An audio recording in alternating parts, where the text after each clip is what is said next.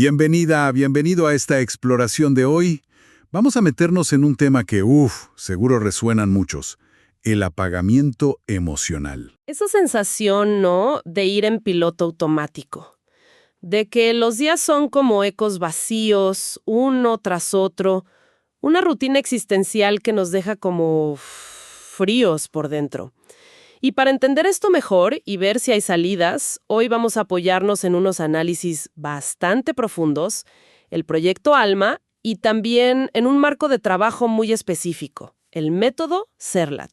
Son fuentes que la verdad le entran al tema de la desconexión de una forma muy, muy directa. Así que nuestra misión aquí es, digamos, doble. Primero, entender bien cómo la rutina, cuando le falta alma, pues nos apaga esa chispa interior. Cómo genera esa desconexión, ese vacío. Y segundo, explorar qué proponen estas fuentes. En concreto, este método CERLAT, como una forma de reactivar esa chispa, de pasar del simple sobrevivir, de cumplir con todo, a sentir que estamos viviendo de verdad. ¿Les suena esa repetición sin alma? ¿Esa cosa de marcar casillas en el día, pero sin sentir nada? Bueno, vamos a ver qué dicen las fuentes. Precisamente. Y es clave lo que dices, porque las fuentes del proyecto ALMA no lo describen como simple pereza o falta de ganas. No. Hablan de algo más hondo, un agotamiento emocional crónico, que además muchas veces es invisible para los demás, ¿eh? Lo llaman rutina sin alma o automatismo funcional. O sea que por fuera todo parece normal. Exacto. La persona puede ser súper funcional hasta exitosa. Cumple con todo. Pero por dentro hay un hueco, un vacío. De hecho, usan arquetipos muy gráficos, muy visuales, como el autómata emocional. Esa persona que funciona perfecto, pero sin conexión real. O también el portador del día gris. Alguien que ya confunde la calma, la tranquilidad aparente, con una resignación muy profunda. Qué peligroso eso, confundir la calma con resignación. Es una trampa sutil, sí. Porque como no hay crisis externa, se piensa que todo está bien, estable. Pero en realidad puede ser ausencia de vida interior, falta de chispa. Y claro, este estado de vacío, esta falta de un propósito que uno sienta propio, que cultive, pues tiene consecuencias. Nos vuelve, según estos análisis, muy vulnerables a las distracciones del sistema. ¿Cuáles? El consumismo para llenar ese vacío momentáneamente, las deudas que nos atan a trabajos que quizás ya no nos dicen nada. La evasión digital también, ¿no? El scroll infinito. Totalmente. La evasión digital constante. Hay una frase en las fuentes que es, muy fuerte. Una mente sin propósito es esclava del sistema sin saberlo. ¡Wow! ¿Por qué es así?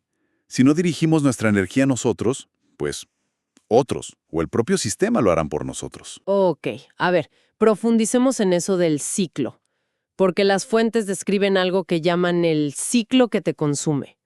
Y seguro que a mucha gente le va a sonar esto. Es como trabajar mecánicamente, ¿no?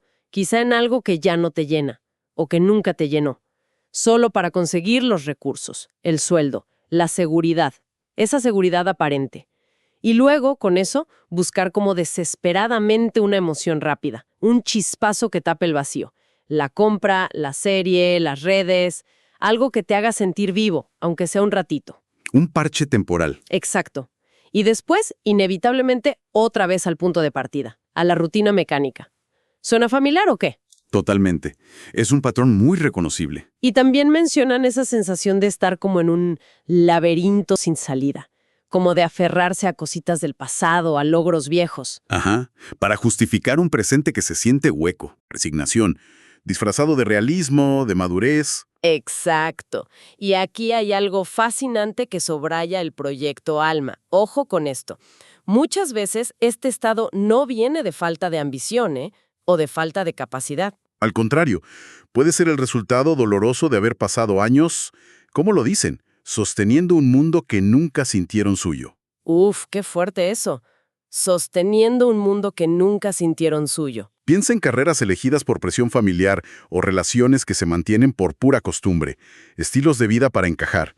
Es un dolor profundo existencial, pero se camufla, se disfraza de pragmatismo. Claro, y las consecuencias de eso. Son silenciosas, pero devastadoras, según estas fuentes. A ver, la rutina en sí no es mala. El problema es la rutina sin alma. Y esta rutina, dicen textualmente, mata el alma en silencio. No el cuerpo, el alma. Te desconecta. Exacto. Te desconecta de lo que de verdad te enciende, de tus pasiones, de tu propósito. Y el sistema, como lo describen, pues, no necesita cadenas físicas. Claro, si te puede mantener entretenido y ocupado. Ahí está, ocupado en lo superficial. El bombardeo constante de estímulos, de información, nos tiene mirando siempre hacia afuera. Y así no hay forma de mirar adentro y darse cuenta del vacío. Bueno, y es justo aquí donde la cosa se pone, para mí, realmente interesante hoy. Porque frente a todo este panorama de desconexión, de automatismo funcional, las fuentes nos presentan el método Serlat. Y ojo cómo lo presentan, no como una teoría más, ¿sabes? No como un set de técnicas y ya. Dicen que es una experiencia, un portal para habitar. Tienen una frase semilla que usan que me parece potentísima y marca el tono. No vinimos a explicar la realidad, vinimos a reescribirla desde adentro. Suena potente, sí. Ambicioso, ¿verdad? Formalmente lo definen como una reconexión simbiótica de origen. El nombre puede sonar un poco complejo, Un poco abstracto, sí. pero la idea central, lo que transmiten las fuentes, es que es un camino estructurado para reencontrarse con lo que ellos llaman el símbolo perdido de cada uno. Esa esencia única, ¿sabes? Esa firma energética personal que se nos fue diluyendo, que se perdió entre la rutina, las expectativas de otros, el ruido del mundo. Es como buscar la nota fundamental de tu ser. Exactamente. Y lo que hace el método Serlat, según la documentación que estamos revisando, es proponer un viaje muy concreto, muy estructurado en 4 etapas clave. Y no son etapas al azar, ¿eh? Están diseñadas justo para eso, para romper esa programación inconsciente de la rutina, para desmontar ese autómata emocional del que hablábamos. Y reactivar la esencia, ¿no? Y reactivar la esencia original, sí. Es un proceso que mezcla desaprender con recordar, como una especie de arqueología personal y luego reconstrucción. La etapa 1 la llaman desprogramación del sistema interno. Aquí el objetivo es clarísimo, liberar lo que no eres. ¿Y cómo? Pues hablan de fracturar simbólicamente esas voces internas, esas creencias, esos mandatos que hemos tragado sin darnos cuenta, culturales, familiares, sociales, y que nos limitan. Como programas corriendo en segundo plano. Exacto. El símbolo que usan aquí es la tierra fracturada, y la imagen es potente. Por las grietas de lo viejo, de lo impuesto, es por donde puede entrar la luz de lo nuevo, de lo auténtico. Eso de fracturar simbólicamente suena intenso. ¿Dan alguna pista de cómo se hace eso en la práctica dentro del método? ¿Son ejercicios? ¿Rituales? Sí, las fuentes describen que implica un trabajo profundo para identificar esas creencias, esos no puedo, no debo, no soy suficiente, y rastrear de dónde vienen. Pero fíjate, no es tanto una lucha de frente, es más bien reconocerlas como algo externo, como programas heredados o aprendidos, y así quitarles poder sobre quién eres hoy. Entiendo. Usan técnicas de visualización, escritura, ciertos actos simbólicos, para marcar esa liberación. La clave es entender que esas voces no son la verdad, son ecos. Vale. Y una vez que empiezas a romper esa estructura vieja, ¿qué sigue? Ahí viene la etapa 2, activación de núcleos dormidos. Aquí cambia el enfoque. Si la primera etapa era quitar lo que sobra, esta es despertar lo que falta, o bueno, lo que fue silenciado. Se busca activar dones innatos, talentos olvidados, símbolos internos propios y arquetipos personales. Mencionan ejemplos como el creador, el guía, el sanador, el rebelde interior. El rebelde interior, me gusta. Sí, son arquetipos que quizá reprimimos en la infancia o en la adolescencia, por miedo, por vergüenza o simplemente para encajar. La frase clave aquí es recordar el mapa que ya habita en ti. Conectar con potenciales que estaban ahí, latentes. Exacto. El símbolo para esta etapa es el agua viva. Representa esa memoria profunda, emocional, esencial, que empieza a fluir otra vez, despertando capacidades, pasiones que estaban como estancadas, congeladas. Es como encontrar manantiales dentro tuyo que creías secos. Me intriga eso de los arquetipos. Creador, guía, rebelde. ¿Se trata de elegir uno o de reconocer que todos viven en nosotros? Es más lo segundo, según las fuentes. El método dice que todos tenemos acceso a un espectro de arquetipos. Pero claro, tendemos a identificarnos más con unos pocos. Los más aceptados socialmente o los que nos sirvieron para sobrevivir, quizá. Justo. Y reprimimos otros. Entonces, la activación es reconocer y dar permiso a esas otras facetas para que se expresen. Por ejemplo, alguien súper responsable, el gestor, quizá necesita activar a su rebelde para romper patrones que ya no le sirven. O alguien muy lógico, el analista, podría necesitar despertar a su creador para hallar soluciones nuevas. Tiene sentido. Integrar más partes de uno mismo.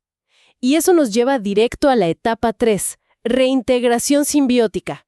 Este es un punto crucial, ¿eh? Después de desprogramar lo falso y activar lo dormido, el objetivo aquí es fusionar todo eso. Las partes nuevas, las viejas, las luces, las sombras, en un yo real que sea coherente. ¿Dejar de actuar por roles fragmentados? Exacto.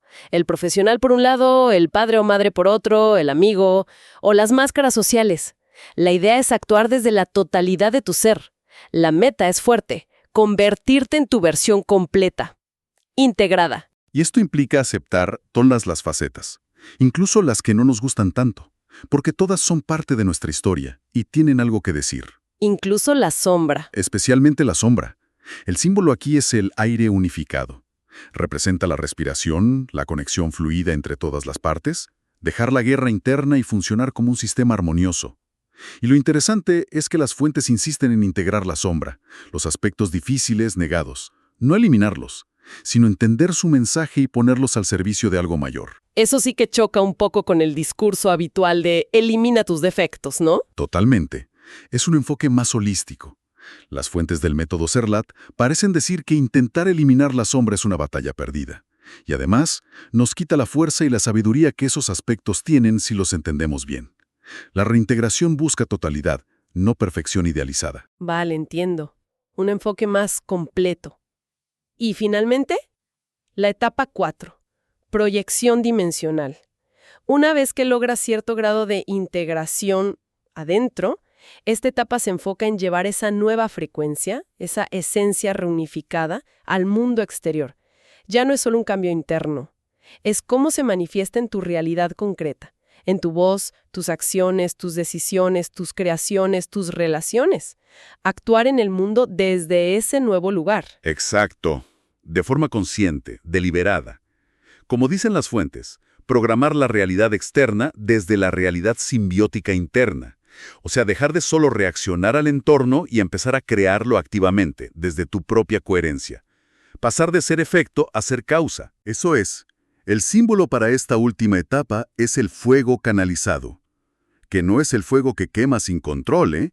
Es un fuego con dirección, con intención. Representa la energía vital, creativa, pero enfocada hacia un propósito claro, manifestándose en el mundo de forma constructiva, alineada con tu esencia reintegrada. Hablando de fuego y de manifestación, me llamó mucho la atención que mencionan específicamente un arquetipo, el arquetipo 4. Lo llaman la voz del fuego. Sí, es muy importante en el método. Lo describen como el mensajero ardiente y dicen que su esencia es transmitir con claridad, con potencia y sobre todo con dirección. Una voz que simbólicamente puede quemar lo falso y encender lo verdadero. Esto me parece crucial para salir del apagamiento del que hablábamos al principio, ¿no crees? Absolutamente. Romper ese silencio de la resignación. Esa sensación de ¿para qué voy a decir nada? De hecho, mencionan un ritual o práctica, el aliento encendido, para activar esta voz. Me resonó muchísimo una frase que leímos en el proyecto Alma. Lo que callas te consume. Activar esta voz del fuego parece el antídoto directo contra eso. Totalmente conectado, ¿sí? Si juntamos todo lo que hemos visto, el método Serlat, con sus 4 etapas, desprogramar, activar, integrar y proyectar, y la activación de arquetipos como la voz del fuego, ofrece precisamente eso, un camino estructurado, un mapa para salir de ese estado de autómata emocional, atrapado en la rutina sin alma, y moverse hacia un ser reintegrado, vibrante, expresivo, Y la voz del fuego sería clave en la última etapa, la de proyección. Esa nueva realidad. Poner límites claros, expresar tus necesidades, compartir tu verdad con convicción. Es la energía que te permite dejar de susurrar, con esto me conformo, y empezar a declarar, esto es lo que elijo crear. Cambia todo el juego. Y el objetivo final que se ve en todos estos textos, del proyecto Alma y del método Serlat, no es volverte alguien diferente, no es añadir capas artificiales, es, paradójicamente, algo más simple y a la vez más complejo. Liberar y reactivar la chispa viva que ya está dentro, en cada persona. La esencia original. Esa misma, la que se sofocó toda la rutina, el miedo, las expectativas. Es un proceso de recordar quién eres realmente, debajo de todo lo acumulado. Implica, en el fondo, pasar de solo funcionar, de sobrevivir aunque sea una supervivencia cómoda, a, conscientemente, reescribir la realidad desde adentro. Dejar de ser, como dice una fuente de forma muy gráfica, una máquina eficiente para el sistema, y volver a ser una chispa viva que transforma el mundo desde adentro, empezando por tu propio mundo interior, y de ahí hacia afuera. Entonces, intentando resumir el mensaje central de estas fuentes, ¿qué significa todo esto para alguien que hoy se siente identificado con ese apagamiento emocional? Pues significa que esa apatía, esa rutina sin alma, esos días vacíos, podrían ser mucho más que cansancio, mucho más que falta de motivación pasajera. Podría ser una señal profunda. Exacto, una llamada de atención del ser interno, que busca expresarse, que se resiste a ahogarse en la resignación, y el método Serlat con sus 4 etapas: desprogramación, activación, reintegración, proyección, y la importancia que le da a herramientas como la voz del fuego, se presenta en estas fuentes como una vía, un mapa posible para escuchar esa llamada, para empezar un viaje personal de desaprender lo impuesto, despertar lo dormido, abrazar todas tus partes y finalmente, volver a conectar con esa chispa original para proyectarla al mundo. exacto. Es una perspectiva que le devuelve la agencia a la persona, ¿no? Que sugiere que la apatía no tiene por qué ser el destino final. Y para dejar una reflexión final, hay una conclusión en las fuentes del proyecto Alma sobre este apagamiento que a mí me parece particularmente impactante. Encapsula mucho de lo que hablamos. Dice así: la resignación no es madurez. Es el alma rendida que aún espera que alguien le recuerde que no todo está perdido. Uf, potente. El alma rendida que aún espera. Y quizá, como sugiere el propio método Serlat en su filosofía, ese recordatorio no tiene que venir necesariamente de fuera. Una de sus ideas finales, según leemos, es darle la vuelta a la perspectiva. Hoy no eres buscador, eres portador. Serlat vive en ti. Ah, qué bien suena eso. La chispa, la capacidad de reescribir la realidad, ya está dentro, esperando ser reconocida y activada. Una idea poderosa para contemplar sin duda.